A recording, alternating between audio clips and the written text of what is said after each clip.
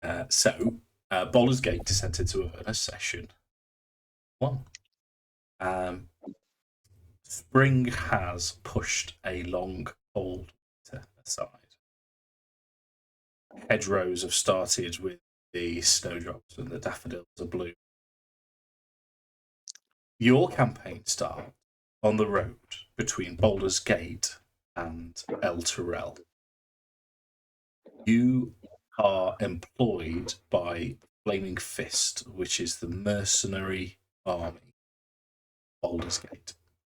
Baldur's Gate is a wretched hive of scum and villainy on the coast, on the Sword Coast. It's normally fog-covered, murder around every corner. Because it's run by a mercenary company, of which you're now part, everyone's corrupt, everyone can be bribed. And yet the leader, a chap called Alder Ravengard, is a decent, upstanding fellow. Baldur. That's it there. What was his name? Sorry, Dave. Uldar Ravengard. Uldar. I said that. I'm just going to have to check it instantly.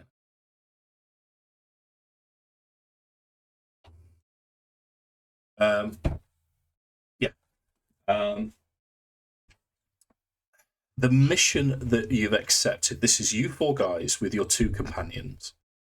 You've got about another 5 or 6 lads with you, and a captain known as Captain Zodge. Zodj G-E. Your mission is to make sure that Ravengard gets to Elturel alive. Let me take you to the map of the Sword Coast. Big old map. And I'm going to zoom in to this bit here.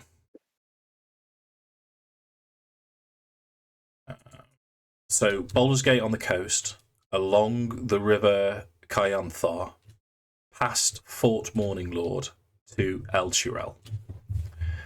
Baldur's Gate, wretched hive of scum and villainy, is anathema to Elturel.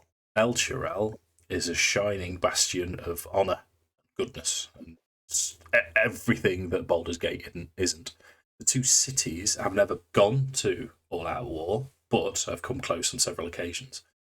Leader Elturel, a chap called Thavius Krieg, has finally managed to get an audience with Alder Ravengard, and you're making sure he arrives there safely.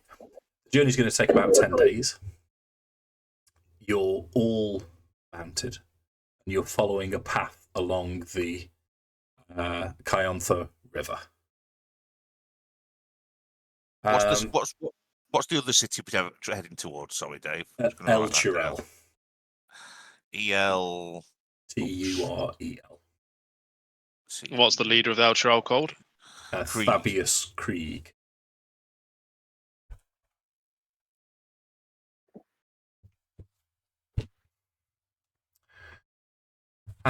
So, first question, just a general question. Do you suspect that your characters would be local? Are you new to the area, or are you local? What do you think? I'm local. Are you local? Is this League of Gentlemen? Local people. What about you? What's about Mark? I used to be from up north. I was the mercenary band called The Chill. Is that have I got that right? But I've decided there must be more to life than just random, war for money. So I've moved to Baldur's Gate and joined the mercenary army there instead. Okay, so you're new. Jake, are you from around Baldur's Gate? Ace is familiar with Baldur's Gate. He's come down from Neverwinter, but he's been tangling around Baldur's Gate for a little while now. Okay, and Lou, your character? kind of local. He's from like a little. Is it Sembia? Kind of like a bit east Gotcha. to. Yeah. Yeah, that kind of way. So you would, for those of you that are local, you would know this.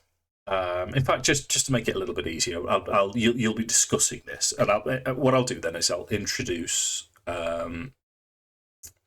Ravengard to you then as you're mounted, trotting along the road. Like I say, it's there's still a chill in the air, but there's gambolling lambs, there's greenery starting to be produced, and it's bright. And the Duke will, as you're trotting along, it's you four guys that are closest to him on this particular stretch. Everyone else is either ranging ahead or behind, and he'll turn to you all.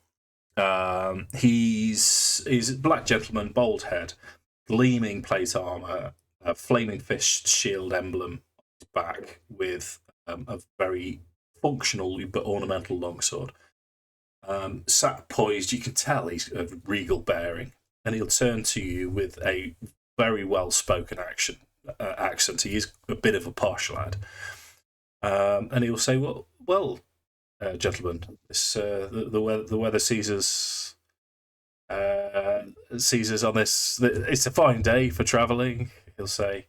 But tell me, we've never met before, and we've got 10 days worth of travel. And he'll turn towards Nuzzgrond, and he'll say, "So who might you be, my friend? So if you can, Mark, what do you look like, and how would you respond to this?" I would say, well, I'm a brown-skinned, black-haired, red-eyed, built like a brick outhouse orc. I'm reasonably, surprisingly well-spoken for an orc. And I'll just introduce myself. Say pleased to meet him, and I'll hold a hand out for see if he wants to shake my hand. Yeah, he'll lead across. So yeah. What brings you, my orcish friend, to Baldur's Gate? I just wanted something different. We've been in the chill. We've been doing stuff for them and helping out there and there. But I thought there's got to be more to life than this. Moved to Baldur's Gate. Realised there was a mercenary. The army was a mercenary troop. I've got experience, so I joined up there, and here I am today. I'm sure you'll do well for yourself. And what about you? Is Ace, I believe, isn't it? Is that what we call you? Ace just turns around. He almost like swings himself around on the horse, so he's gonna like make it look like so basically he's gonna swing his whole body around. And he's gonna sit like rear facing on the horse, and he's gonna be like, I am Ace Vengeance, previous frontman of the mighty band Death Talica.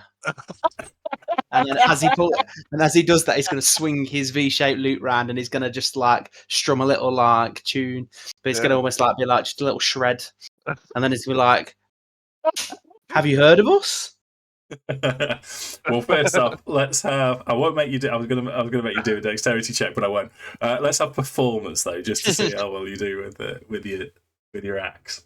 Nuzzgrond's pissing himself at this point as well. Well, we'll have to see as to whether the reason he got kicked out of the band in the first place. You didn't kick James out of the dog, did you? 20, not natural. Yeah. Okay. So you know what? Let's give Fellow my lad. It sounds like a history check to me.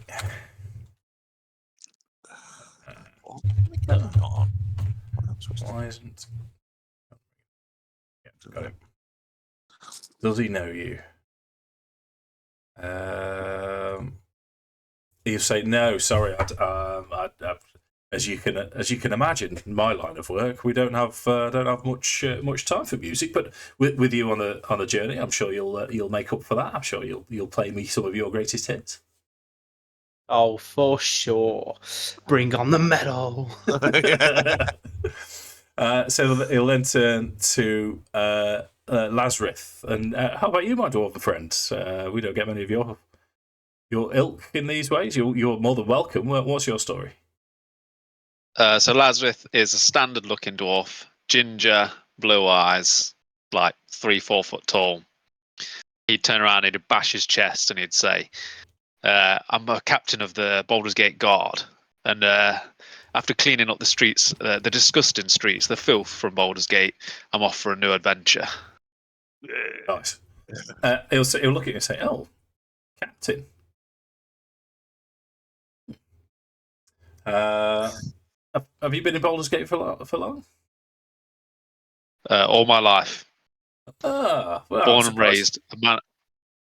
Worked my way up from a normal guardsman all the way up to captain. I'm surprised we've not met before." And he'll motion right in the distance to Zarge, the other captain that's with you. And he'll say, "Oh, okay. I thought there was only one captain on this journey, but now that we have two experienced officers with us, I'm sure there'll be no problem at all." Would I nod as if I know who Zarge is? Yeah. You know everyone. If you're a captain in the Flaming Fist. Question, Lars. Bit of a meta game. So, Flaming Fist, mercenary company. You've been with a lifer. Would you, because most people are, would you be prone to bribery? Nah, I'm lawful good. Gotcha. Okay. So you're more like, yeah. So I should imagine. I'm like a full soldier, full of duty, upstanding, want to be everything that basically a policeman. Okay, gotcha. So he'll sort of say, "Oh, well, I shall look forward to hearing about the rest of your career. I'm surprised we haven't crossed paths now, but at least we've made up for it now." And that takes us to our mysterious friend here, Mephiston, I believe. What's your story? So Mephiston's he's stunning. He looks absolutely stunning. So he's got perfect features, but he's got really kind of silvery white hair, and he's got like kind of blood red eyes. You'd almost think he's a vampire, but it's sunny, so he's not. What race are you? Sorry to butt in. Doesn't get the picture. What race are you? I'm a half elf. Ah, right. Sorry. Picture now. And he'll turn and look at him and go, "You probably won't know where I'm from. I'm from the east, and we'll leave it at that."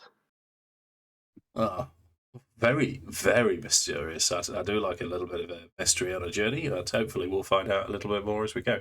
Your metagame, Luke, that picture's Sorin. He's a Magic the Gathering Planeswalker. Yeah. He is a vampire. Yeah. Let's kind of look at... So, obviously, just to fill you in a little bit more, because you're going to find out anyway, he's like from... Is it Ordelin? Do you know Ordelin, that was destroyed in like the 14th century in Baldur's Gate? Oh, right. So it's a destroyed city that's not existed for hundreds of years. Gotcha. It'll play into his character. I've got a really, really good backstory for him. Oh, okay. Wicked. I look forward to that then. So you very much get the impression as you're trotting along, you sort of you seem to have the guard duty of the day. How it'll probably go is the four of you will make sure your leader, Grand Duke Ulder Ravengard, is safe and protected, and then perhaps the next day you'll rotate around. You've got a 10-day journey to get to Elturel. So on the way,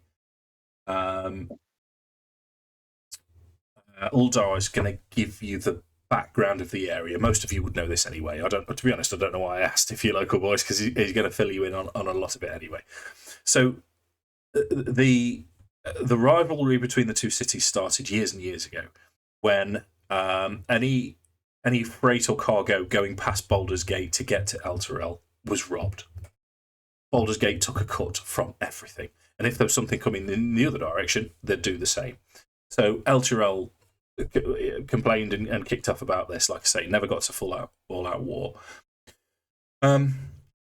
Baldur's Gate, over the years, developed as a smuggling den, and then it developed into a city. Elturel has just been a bastion of honour and reliability and stalwartness for all of its creation.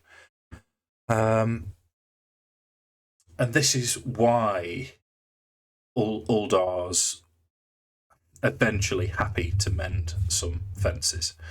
It took a lot of persuasion to get Uldar to come. There are 3 other leaders in Baldur's Gate. All of them requested that this happen.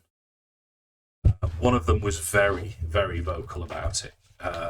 This was a leader called, if you bear with me, so this is a fellow Duke of Baldur's Gate, Thalambra Van Thamper. Her name is, and she pretty much arranged this meeting between Uldar and Thavius Krieg. Did you say who the third one was? So Ulder, Valder.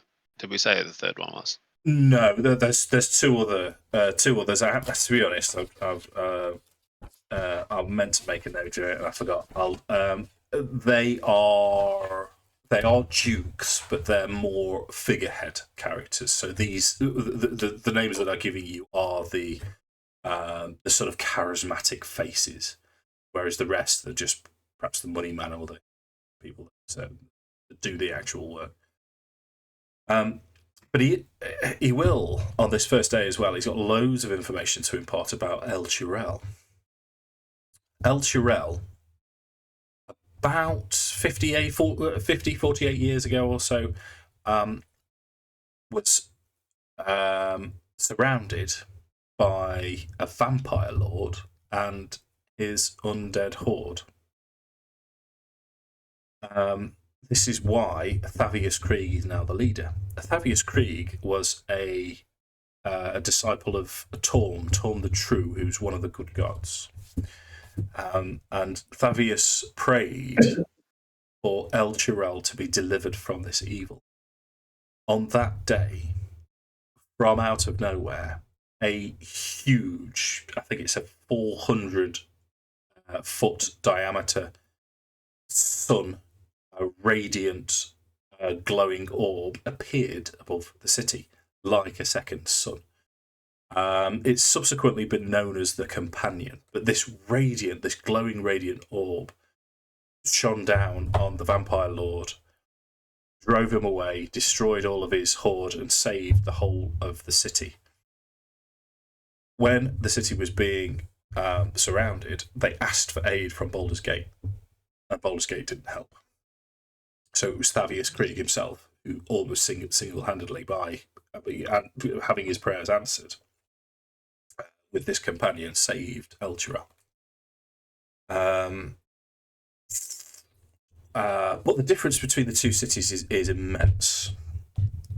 Scum and villainy, honour and fortitude, and even the pronunciation of the river that you're travelling along. Baldur's Gate, you call it the Kyanthor River. In Elturel, they call it the Chianthor. But the rest of the morning passes without incident. You stop and camp by a river. At the end, the midpoint of the first day. Zodge, the rest of your fellows, including Sam and Tom's characters, when they play, they disappear further off, range finding.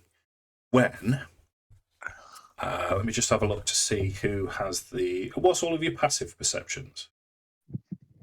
That's the number that I have to roll. You have to roll above for me to not see you. Well, that's the passive one. Yeah. Mine's 11. I don't know where to find it. I'm an idiot. Perception. Aces is On your 12. front sheet, on the left-hand side, Mark. Left. Oh, yours is 12. Passive perception 12. Yeah. Mine's only 9. Oh yeah, you're I was thinking yours would be higher, Lars, but you're Paladin, aren't you? Not very charismatic. So Yeah. as you camped on the side of the road, that side of the river, from the other side of the river, you can see movement. And this is Nuzzgrond and Mephiston, you see what looks like an emaciated, very pale woman dressed in grey robes, just on the right side of becoming rags. And the only way I could describe her quite simply is she looks like a necromancer. And as she steps out of the tree line, she starts to rise her hands up. And from where you're camped in front of the river, 4 zombies rise out of the mud, start moving towards you. So we've got a fight on our hands. Yeah, let's start off with a fight, shall we? Science stuff. It's going to be rather embarrassing if one of the guys' characters that aren't here die straight away. Well, that's why I thought I'd send them forwards, Lars. I'll not pilot them just yet. I know I said I might do, but Are you recording this, Dave? I think I pressed it. Yes, I am. Oh, that's a shame. Because as far as they're aware, they may be dead. Oh, server just disconnected. No, let's get server disconnect. Nope. I'm stuck Just on me. 10-11. Righto. Oh, there we go. Hey, Since my player name's already connected, do you mind just kicking me? I don't know how, mate. I think you might just have to wait a second. Yeah, he says you're back. I'm in now, I think. Right, let me give you Server disconnected again. What's this? give you all blue halos. You're back on, Lars. It just get disconnected again. I've just moved my wireless thing. It might be that. Let me close it and reopen it.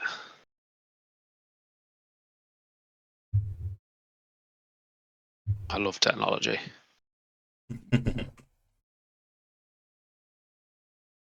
You're in your conservatory today. Have you moved all of your setup?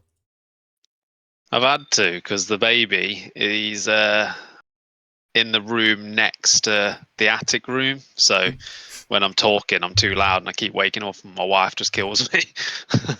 Yeah, that How do you get the thing up so you can actually roll initiative? I've got it, don't worry. I've just been disconnected again.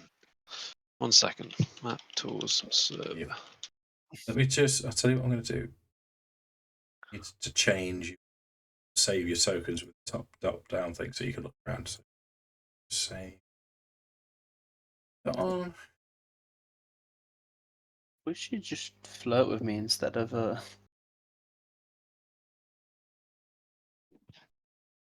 trying to kill us. I am gonna go with that long told bar trope. Try and shag absolutely everything. Oh. I was completely oblivious then. I was thinking, oh shit, I haven't rolled initiative. Oh. So, are you back, Lars? Are you on? Mm-hmm. I'm just joining again now. Hopefully, it's just kicked me twice. Well, I said. I'm in now, so hopefully not. Okay, so you should have other side this female figure, the tree line. 2 zombies rising out of the mud. And apologies, Jake, just to respond to your comment. I thought you'd have enjoyed a mini combat session to start off with. Not. I'll flirt with you next session. All right. Oh, brilliant, Dave. Thanks. Can you get some interchangeable wigs just to make it a little bit easier? The thing is, it's acting, so it's okay. It's just if it becomes physical. It's not weird unless you make eye contact. You know, if I do organise this weekend of D&D. Oh yeah, Mark. Obviously, Dave will let you know. But if you want to come, I'm thinking about sorting out a weekend somewhere. and just going and playing D&D for a long weekend and drinking and beers and bad food. Certainly sounds interesting. Just because I really want to see Dave and Jake flirting in real life, like really close up. No one wants to see that.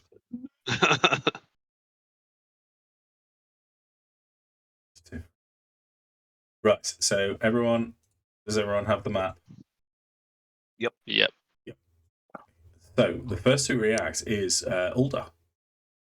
As the zombies rise up, I've sort of got him pegged as sat with his arms behind him, and he's just about to turn to Ace, and he has a look in his eyes as if to say he wants to get to know Ace a little bit better. As he sits back and leans over, and as if he's going to whisper Ace's ear, and then notice this these zombies rise up. And Nuzzgrond and Mephiston have spotted this necromancer. He'll jump onto his feet and say, well, perhaps we could do this another time, Ace. And he pulls his longsword and he steps forwards towards the first zombie. And he is going to make a critical hit. That's not bad for his first swing, is it? Nice. Yeah, he doesn't quite kill it in one, but not far off. And then he's going to attack a second time. That one misses, unfortunately, but then he's going to hit it with his shield. Oh, no! Which does hit. Pretty tough, mate. But and the zombie gets to make a Constitution saving throw under Fortitude. And it passes. So he pushes the zombie is 5 feet away. So he's gonna as he's fighting. Then he'll say, "Oh, by the way, where do you want to start your? You don't have to start where you are. You can move your characters to where you were going to be lying, sitting." Before. No, I would have. It's pretty random. I think that'd have been where you put me. Okay. I would have probably been a bit far away. I'd have probably been down here somewhere out of the way of the group. So what I'd he'll been do next to then, Ulda. yeah, as he, let me just double check he can do it. Oh no, it's away from him. Yeah, so all he'll do is push the zombie towards the other one, and he'll turn around and he'll sort of say to all of you in general, he'll say, this is going to be fun. You ready then, chaps? I certainly am. Even though I'm not. However, from the other side of the river, and another figure, male, old, drops down from the tree. This one looks ragged as well, and he starts to drops this chain, and on the end of this chain is a skull. And as he sort of spins it round, this green glow emanates. And as he spins it round, he collects the green glow and throws it towards you all. Going to throw it towards.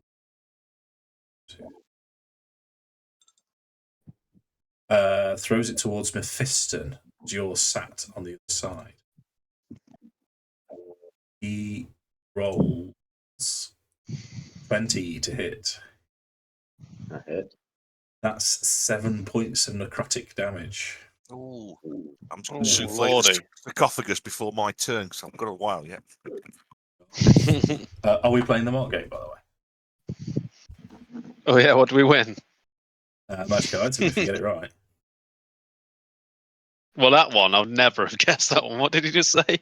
I'm going to go and march the coffin or something. Sarcophagus. I think I came close last time, didn't I? I said something about bananas or something, and I think I came quite close, but it wasn't quite. Yeah, I said aubergine once, and I was quite close. Come on then, what we're going for? Oh, I'm going to stick with food groups and say cucumber. Cucumber.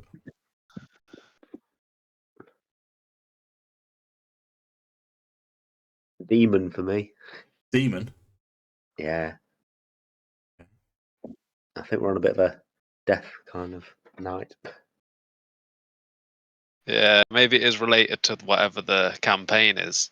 If we're going to hell, then Don't try and spot a pattern, mate. Drive you yeah, insane. don't try and make sense of it. It's impossible. If anybody actually wins the Mark game, I think they should genuinely get like a legendary tier magic item because it's Yeah. that hard. Come on, Jake. What are you having? A real life magic item. Giraffe.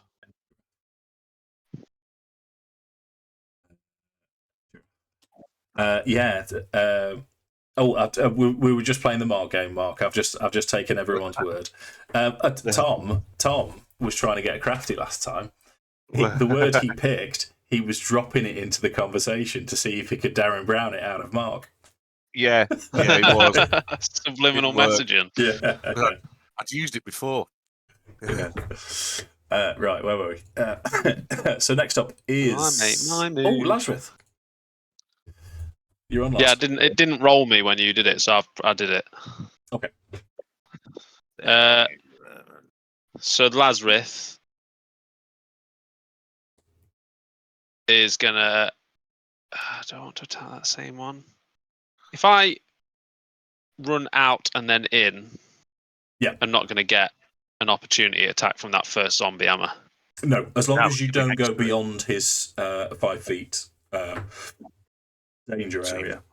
Yeah, you'll be fine. If you want to run out and round, if you run out and press spacebar, and then yeah, so it's like a pivot point. So which one are you attacking? The one. I don't never know with what metagaming is, whether it's to best to finish off this zombie or to just attack another one and windle his health down. Lordy. I'm going to attack this one in the middle because I feel like I'm going to do some damage, so I might as well do a bit of damage. Sure. With my battle axe. Yeah. 16. Hits. Yeah. Damage. I know it's very cliche to start your first ever fight against zombies, but they are easy to hit. Yeah. 12 damage. Nice. Okay, it's a solid hit. At level 1, there's not a great deal else you can do with that. Can I shove him? That's something I was going to ask you. You know, when you pushed him with Alder, do zombies survive if they go in the water? Are these like the zombies in is it Day of the Dead where they walk under the river? Land of the Dead it is. Yeah. Land of the Dead. So these can survive. They can, yeah. Well, here's a question, because is shove, Jake might know, is shove a bonus action? I thought it was an action. I thought that it was only in Baldur's Gate 3 that they changed it to a... Is it? Because it is a bonus action in Baldur's Gate 3, isn't it? Yeah. Yeah, that's the only reason I'm asking. And drinking a potion is as well, but no, it's not. It's not. As far as I'm aware. An action, from what I'm aware of. Yeah. Let's take us to Mephiston. Well, that was a decent hit, wasn't it?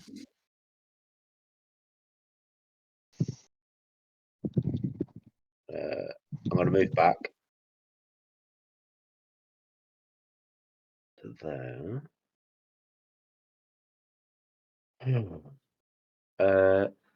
On this guy here. Yeah. Actually, no. This guy here. Yeah. One that Aldar's already had a go at. Mm-hmm. For bonus action, I'm going to cast my Hexblade Wrath, I think it's called, isn't it? Hexblade's Curse.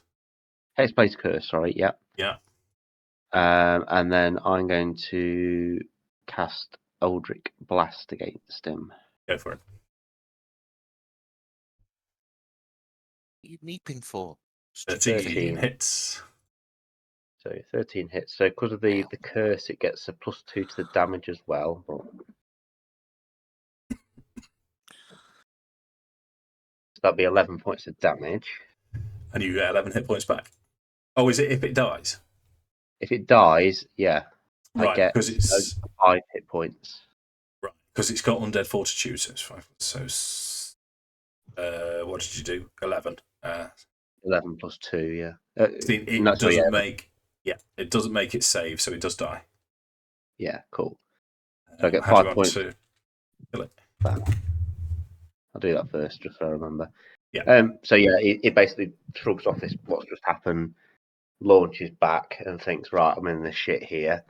You've just been hit, and launches like this Eldritch blast, which I'm kind of going for like the green kind of ethereal kind of colours at this zombie, and just Okay. obliterates it. So that takes us to this this figure on the other side, this female figure. She is just going to start sort of cackling maniacally, and then she'll sort of say, just have a look at this. Can anyone speak Infernal? Yes. I certainly can't. That's infuriating. Was that you, said DSJ? Yes, it was me. This is what happens when you play in a fantasy heavy metal band. You have to know these kind of languages.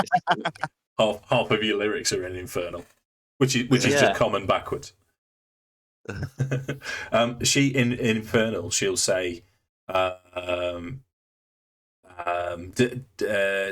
the leader to Morning Lord. Morning. And she sort of just steps back into the shadows. Next up, then. Some stupid zombie thing. First zombie to attack is going to be... that's coming straight... Oh, it's got a choice, really. It's 50-50. It's going to go straight towards Lazrith and try and slam its hands together against Lazrith. Rolls 11 to hit a Lazrith, and his chainmail and his shield is going to complete. Nosgrond. Right. Sure. I'm trying to think if I need to. I don't think. Yeah. Oh, so in classic style, I would like to rage. As bonus action, then just run down here. Yeah. And in fact, I can do it from there. So I'll run. Oh no, I'll take it up. No, I won't. If I'm there, I can. Can I run in? Can I run through the leaves? Yeah. Right, because I can be there, and I'll hit the zombie here.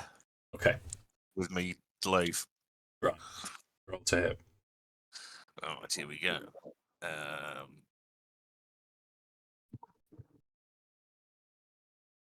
17 hits. Right, so here's the damage. Nuzzgrond looks cool. 8 damage. Yeah. That's Is it which Hellscream is it? Garrosh. It's Garrosh. No, it. Oh, Garrosh was the. Hang on, Garrosh was the. Oh, it's his son, isn't one it? that went bad, so it's Grommash Hellscream. Grommash, yeah. Right, so that's 10 damage. It does 8. 4 plus 4. Yeah, but you're raging as well, aren't you? Oh, Two. yeah. Does that add damage? Oh, yes, plus 2. Absolutely. Yeah. Great. So from out of the tree, right next to Mephiston, drops another figure. This one hooded and cowled, black flowing robes. As he drops out of the tree, almost soundlessly, he's got a choice of 2, and he's going to land between the two of you and attack Nuzzgrond while you're distracted against this lad. I would tell him to leave me alone. No, he won't. Or slap him round the back of the chops.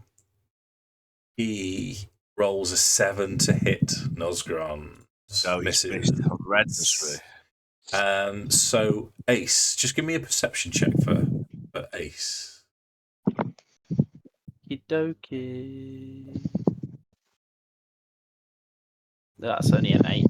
Yeah, okay. So you've seen this guy land stealthily and go for Nuzzgrond. What do you want to do?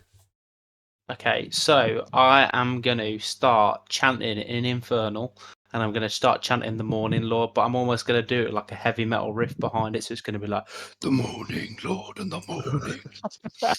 And as I do that, I'm going to cast Tasha's Hideous Laughter on this, but it's not going to be the normal manifestation of Tasha's Hideous Laughter. So he needs to make a Wisdom saving throw, I think. I'm Yeah, looking it is forward to this. It is a Wisdom saving throw from him if he can do that. Okay, this is the fella that's just landed, yeah? Yeah. Rolls a 7. Yes, so it's 14 was his DC. So with this heavy metal riff like playing, and there's like this guttural, like Ace has almost just gone into like this trance, and you see this guy just suddenly drop to his knees, horns up in the air, head banging. Can't do anything but do that. As he's like prone on the floor, head banging. So is it incapacitated and prone? He's Tasha's Hideous Laughter. So let me cast it first. So a creature of your choice that you can see within a range perceives everything hilarious, funny, and falls into fits of laughter. If this spell affects it, the target must succeed a Wisdom saving throw or fall prone, become incapacitated, and unable to stand up for the duration. A creature with intelligence score less isn't affected, but at the end of it, he can make a Wisdom saving throw, or each time he takes damage, he has to make a Wisdom saving throw. If he succeeds, then it stops. Okay. Do you concentrate on that then? It is a concentration spell, yeah. Okay. But Ace is too busy, like kind of enjoying himself. He's like there, like proper, like. Anything else from Ace? No, that's him done. Ace is doing well. Actually, yeah, that's me done. Okay. So from over the other side, a second of these necromancer type figures drops from the tree. He has only really got 2 targets between Uldar and Lazrith. He's going to go for Uldar. So the same. He drops his chain, swirls it round, and this green arc, as if there's a lot of green arcs flying around so far. That crits the Duke. Nails. He's got 3. He had 3 attacks. I'm sure he can take this. And you can see this green necrotic energy splashes over his shield as he raises it up, and he's excuse me, and he sort of winces and he says, "Which one of you's got ranged? We need to deal with them pricks over there." Which takes us to. That'll be not me. This zombie is going to attack It's Lazrith. not with me. The zombie rolls a natural 1 to hit Lazrith. So as he tries to hit Lazrith, although stocky and not overly nimble, manages to dodge to the side. Then, in one sweep from the north, 2 armoured figures rise out of the ground. These were buried into the ground. These are humanoid figures wrapped in armour. Both of them, one at a time, charges Baldur. First one there.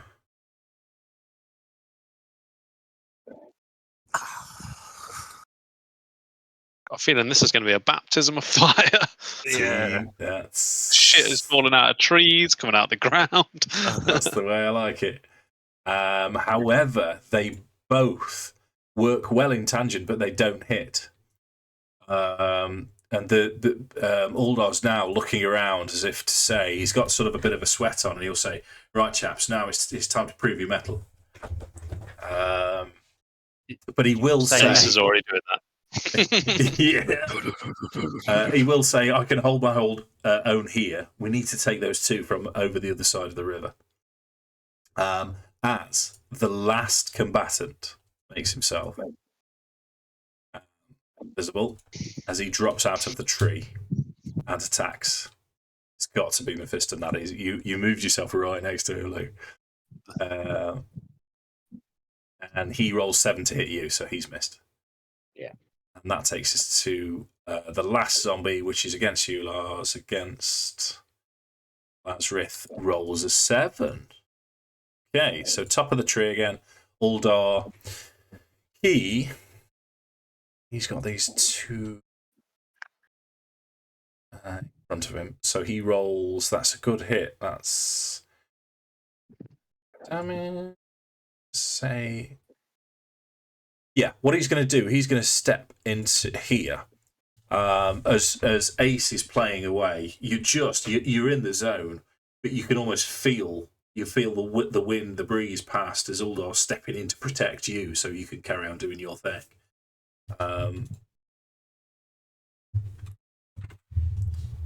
Fortunately, Jake, I haven't got it in me to flirt with you anymore. But if he says something charming and witty to you, I do love a knight in shining armor.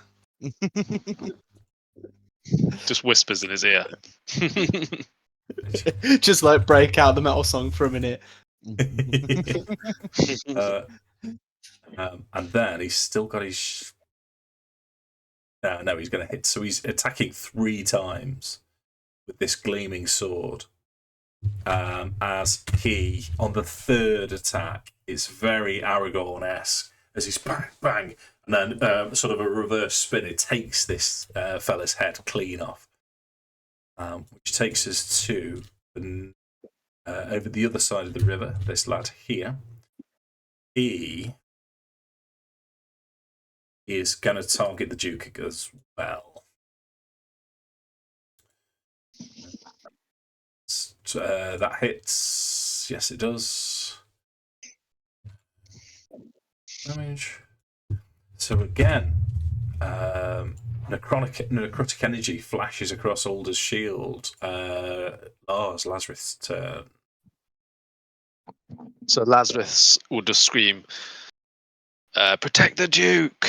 And then he'd ask Memphis if he can target the people across the river. And me and Nuzzgrond will deal with the people on our side of the river. Absolute mond. Because we've got no range whatsoever. And I'm throw like a 4 hand foot axe, but tall it's not and gonna angry. hurt. Yeah, it's not going to be very good. I could try swim in the river, but I don't think that's going to be a good idea. Not in So he's going to chainmail. use his axe to attack the zombie that he attacked the first time, this one in front of him. Go for it. 23. Good hit. Assuming that's a hit. Not very good damage, though. It's not enough, I'm afraid. No. So Mephiston's in a bit of a sticky. Well, not too bad. What are you going to do, then? Could have done with Nuzzgrond going first, couldn't we? Yeah, I never go first, ever. I remember this last time. I mean, I can You get kind of out. can't move because I can. you're I gonna can. get I can move really easily if I really wanted to. It's what's going to benefit, and I mean, one of the guys is incapacitated. yeah. I've got a reaction. So you know what? with incapacitated and prone, you get advantage. But it's automatically a critical hit, I believe. But doesn't it mean he gets a chance to wake up if you attack him? Yeah, maybe. The 2 guys across the river. I'm going to cast sleep. Ooh, okay. So Wicked. it's 5d8, isn't it? Yeah.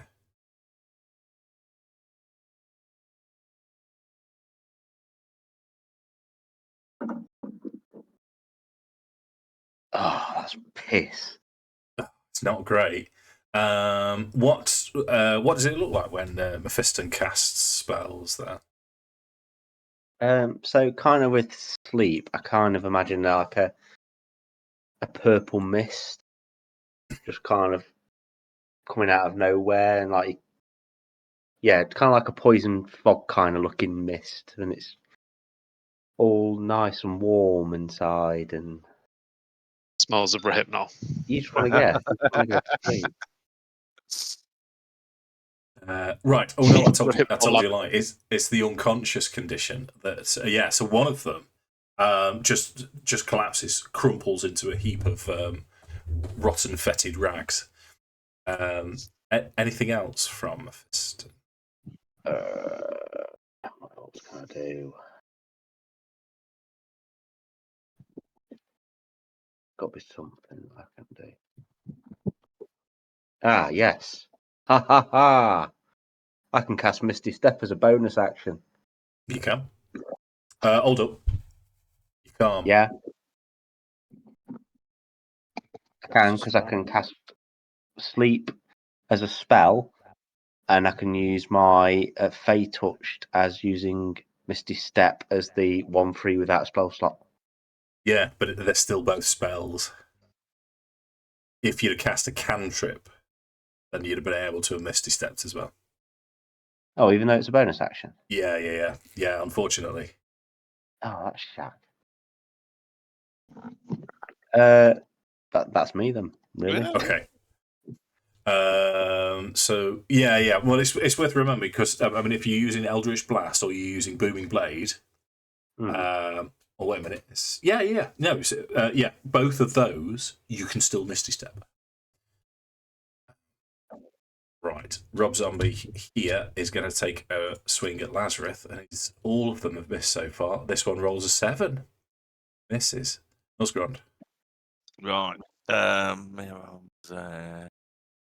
Oh God! Why can't I have loads of attacks? It's because you're level 1, Mark. That's it. Yeah, that'll do it.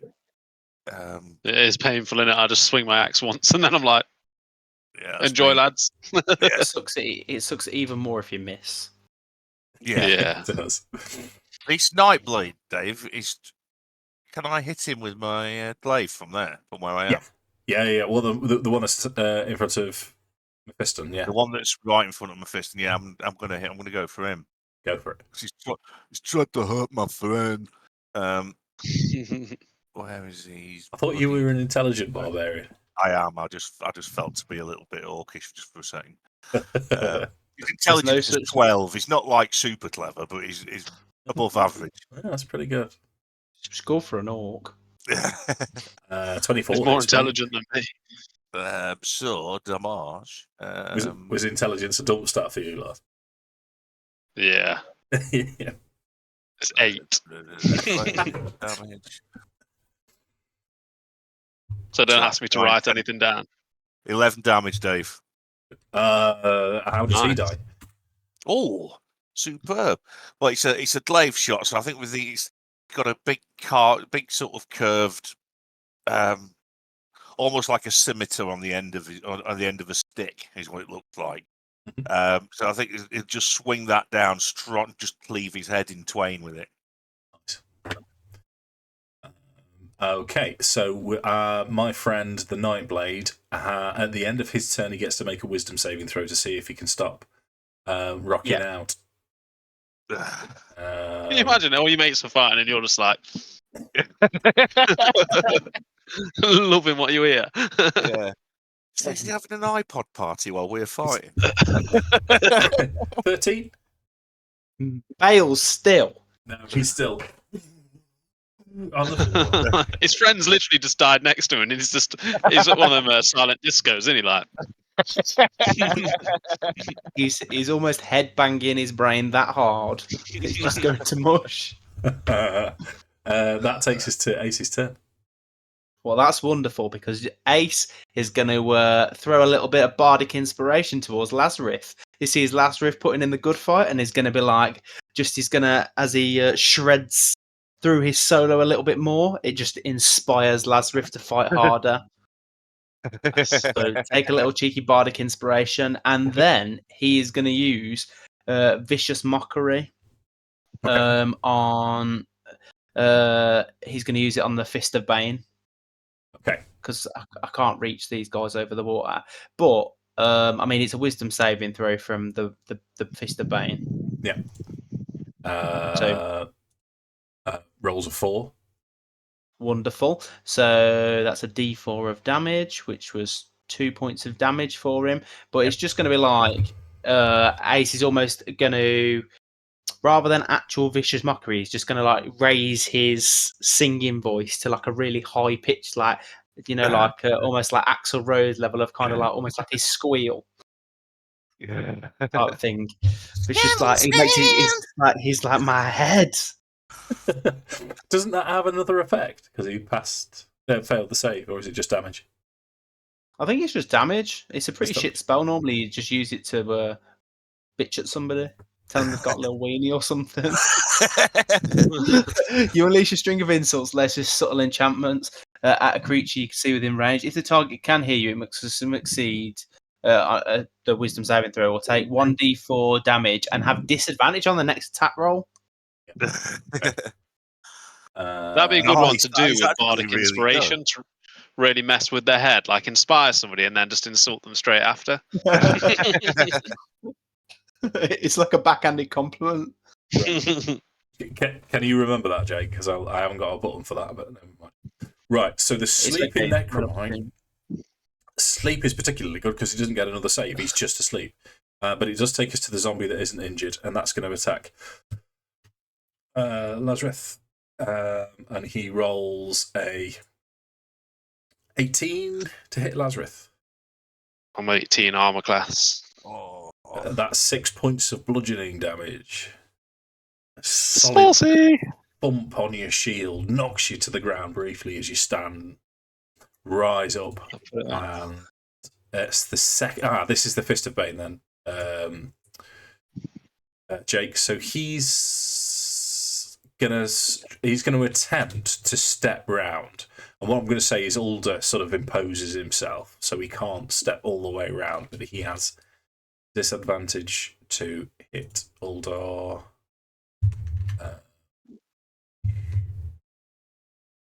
Which rolls a 12, so that completely misses. That Nightblade's dead. That takes us to zombie Hither, who is going to try and hit Lazrith. He rolls a 16. That misses then because you were 18. That takes us to the top of the tree. Uldar, he is going to try and finish this Fist of Bane with his flashing longsword. He's going to do 6, 7. See how it glistens. And last one's going to miss, but he has severely wounded the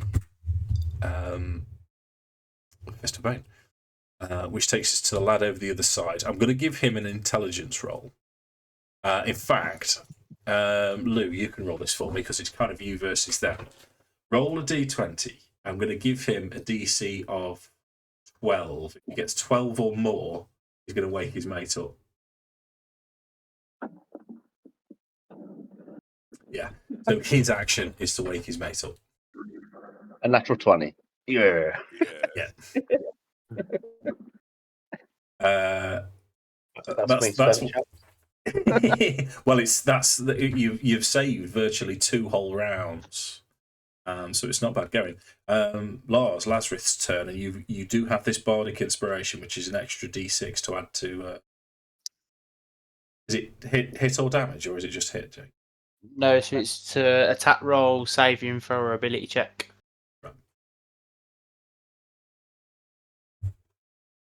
So I press right click, press advantage, roll.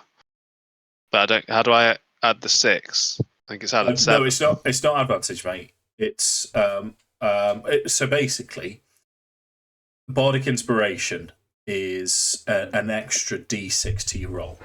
You've got 10 minutes to use it. Every time Ace gives you bardic inspiration, you've got 10 minutes to use it. If you were to now attack the zombie, you roll normally.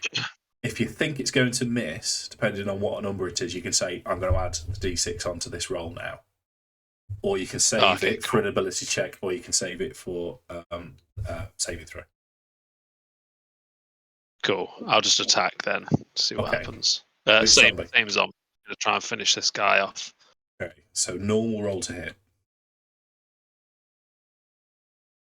17. 17, you're pretty sure. Yeah, that does hit. Roll your damage.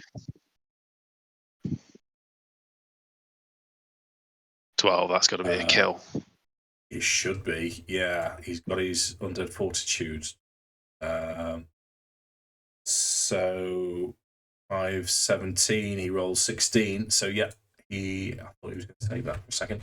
How does that one die? So he's he's going to look across at Ace and give like a little grunt and a little wink, and then he's going to swing his axe up and literally like sever him in two, but like from the groin upwards. So Mephiston, you're now free if you need to be. To check the king.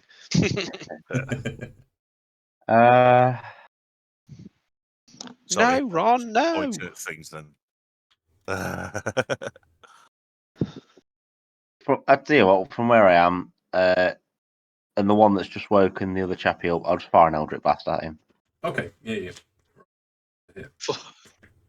Nuzzgrond just fly across the sea. I was just seeing how far it was. It's like, I would like to rage. Across the sea. Yeah, no, 10 misses, Luke. You don't want to move? Yeah. Gonna stand on the corpse. There. Yeah. Seems fair. Right, zombie's turn. So attack against Lazrith. It's an 8. I can't hit you, mate, can I? Nuzzy. Right.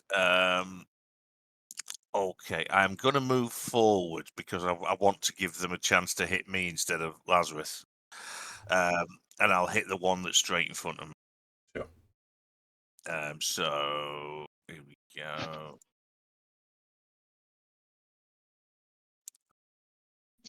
Yep. 11 damage. 11 damage. How does that one die? It's just going to take its head clean off its shoulders with a glaive swing. Right. And he's also going to have a little spinny flourish and then get back into a combat stance and with a big grin. Are you staying there or do you want to move forward? Let me think. Is the water pretty?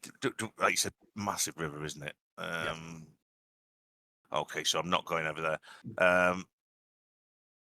No, I'll stay where I am, I think. Okay. So the Nightblade, he has a Wisdom saving throw. Rolls a natural 1. Oh, he's rocking out. Yeah. Ace. How fucked is the Fist of Bane looking? His armor's dented and bruised. He's taken it most on his armor. He's winded, but there's no actual. He's not going to bleed out. He's not. It'd need a decent twebbing to finish him off. I think you should administer a twebbing. I'm just thinking how I best give him that twebbing. And I feel like Vicious Mockery is not the way to go about it. I am gonna step here, and then I'm gonna make a rapier attack against him. Go for it. Oh fuck! Starting off, he's well armed and armored. That's really annoying. It was on a 19 and then it rolled back over to the 5. I hate it when it does that. Right, so we're back on with the Necromance now. So this is the one to the north. He has a few targets now. 2, 3, 4 targets, really. Well, it's going to be Nuzzy. So we can see that you're trying to protect your mate. Rolls a natural 1. So this green necrotic energy fires past Nosgrond. A zombie, however, is going to step forwards and attack Nosgrond as well. Yeah, bring it. Just bring it. Rolls 7 to hit, so that misses. Fist of Bane is going to attack Ace now. Little bitch. Yep, 17. 17's gonna hit. 8 points of bludgeoning damage. Fuck. I think my I need to roll a Constitution saving throw on my Hamster. oh man. Constitution saving throw. It has to beat the spell DC, doesn't it? It's DC 10 or half the damage that you take. So Oh. the DC was 10. So you've passed. Oh, so I've 11. So I've kept it up. There's a cat bothering Lewis. It wants the apple. However, this Fist of Bane steps round Uldar, he gets a reaction if an enemy within 5 feet of him attacks another target other than him, and he says, "Don't it, Ace. Nobody puts my ace in the corner." And he rolls 60. He hits for 12 points of damage, which I believe is more than enough. So as this fella tries to lunge at you, Uldar just steps in front, says his bit, and then just hacks his shoulder down to his chest. That kills him. Kill him. So we've got. Hold up, I've lost my draft now. Ace had his go. Yeah, so it's the other fella over the other side. He's got 4 targets. One, that's going to be Uldar.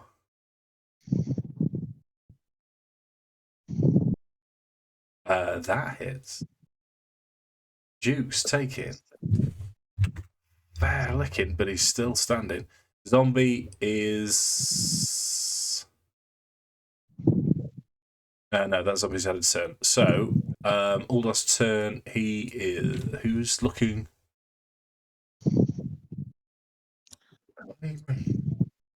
He had no ranged whatsoever, so he's going to step forwards, try and kill the zombie.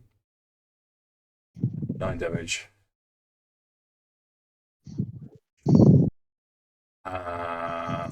It's 12. So I believe. Yeah, he kills the zombie in 1. Nice. Nice.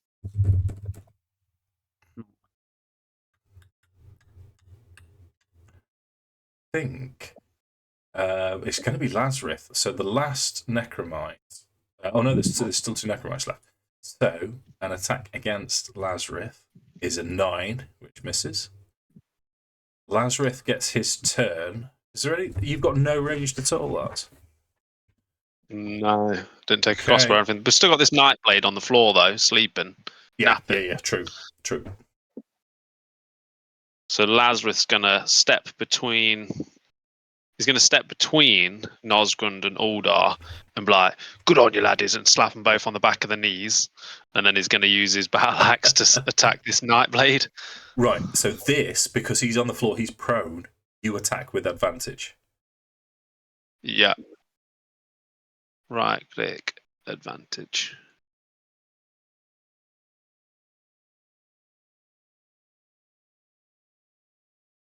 Twenty-four hits.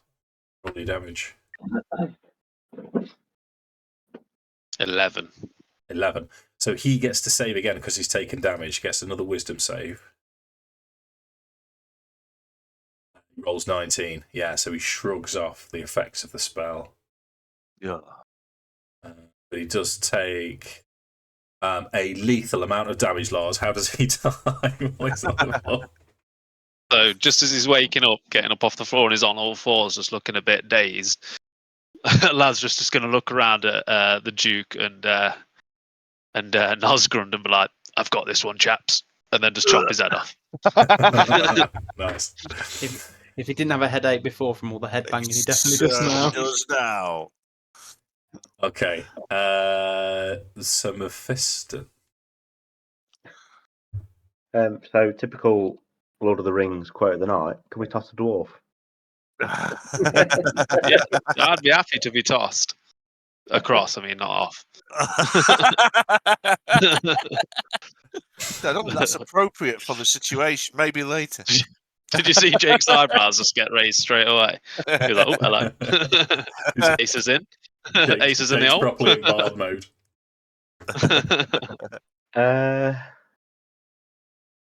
I mean, we're limited what we can do, aren't we? We either pull back or we have a range shot with my Eldritch Blast. That's Is this a fast-flowing river? It And is. is it deep? Yeah. Unfortunately, so. yeah. We're Deeper not than a crossing 4-foot tall dwarf? A lot deeper than a 4-foot tall dwarf. Bit like the A52 at the minute.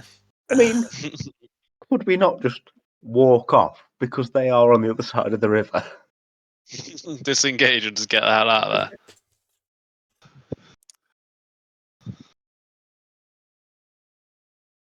So I'll tell Just you, do the I'll tell you what- turtle shields around the Duke. I'll tell you what we'll do. We'll wrap up the combat there, then, chaps. What's going to happen then is these two necromantic-looking figures on the other side of the river are going to turn tail and start running after their leader.